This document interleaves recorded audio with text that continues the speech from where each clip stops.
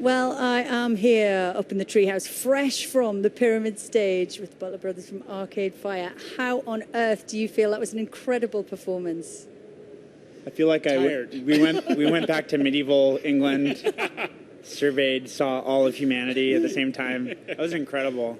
It was kind of like people lighting signal flares, like it was like being in a medieval battle. It was incredible. It was medieval. It was kind of old school carnival, right? It was that, you know, it really had that feel to it. Yeah. I mean, you know, you said on stage when that you've done some amazing things in this band, but that was probably the best experience. Yeah. Was that just you in the moment, or you know, is this a huge deal for you? We've never been in front of a crowd like that, and just it really felt.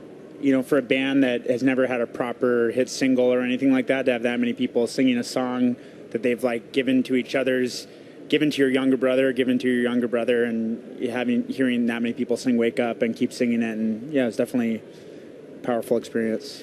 And how about the kind of prep for this? Because obviously the build up to this has been a pretty huge thing. You know, what's the kind of anticipation of tonight been like for you?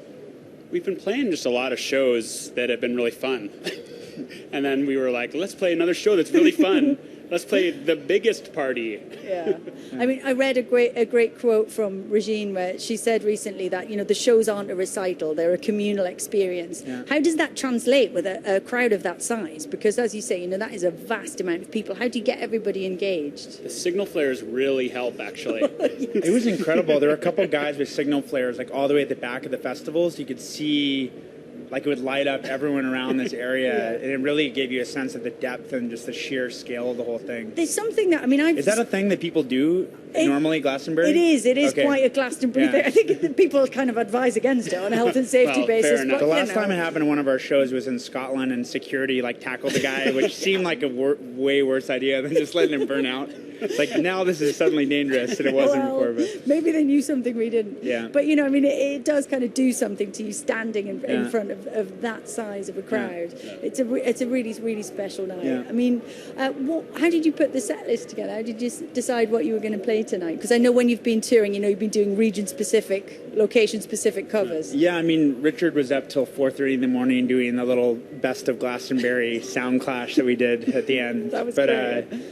But yeah, I don't know. I mean, we kind of changed it from night to night, and we kind of just instinctively went with, you know, what's been working. Reflector tends to work at the front. Reflector just people dance, and it sets the tone for everything. So it's like, oh, let's start with that. That's a good party song. I mean, this has obviously been a great year for you guys, and you've done some amazing things, you know, to promote the new album, Reflector. But it's also, I think, 10 years since the debut album. Did that feel like a landmark? I mean, does it feel like a decade? It doesn't feel like a decade, but it's... I mean, something happened over the last 10 years because that record. I mean, that record was not like a hit record by any metrics, and yet to see that many people know the songs that well, you know, like I'm saying, like older brothers have given it to their younger brothers, and to me, that's like the greatest compliment in the world. Is like just people giving each other music, sharing it with your friends, and that's kind of what it's all about. That's kind of, you know, that's how I felt about the Pixies or Nirvana or anything that was important to me when I was a kid. So that's kind of your goal when you're in a band. It's fantastic to see you guys up there, you know, with all the toys kind of just at your disposal, really having the time of your lives. Where do you go from here, you know, having achieved this? What's next? Dublin. Dublin. We're playing a pretty big show in Dublin in 2 days, but yeah, I mean, we've never been a goal-oriented band. We were never like had a whiteboard that said Glastonbury #1 album, you know, play Saturday Night Live. So our goals have always been more musical, like write a better song, like do something with production that is different, you know.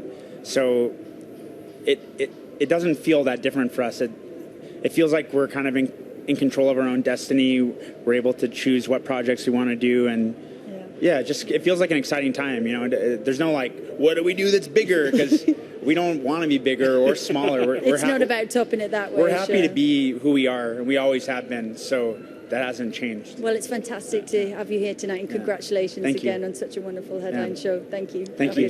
Pleasure. Now, can I take my makeup off? You can.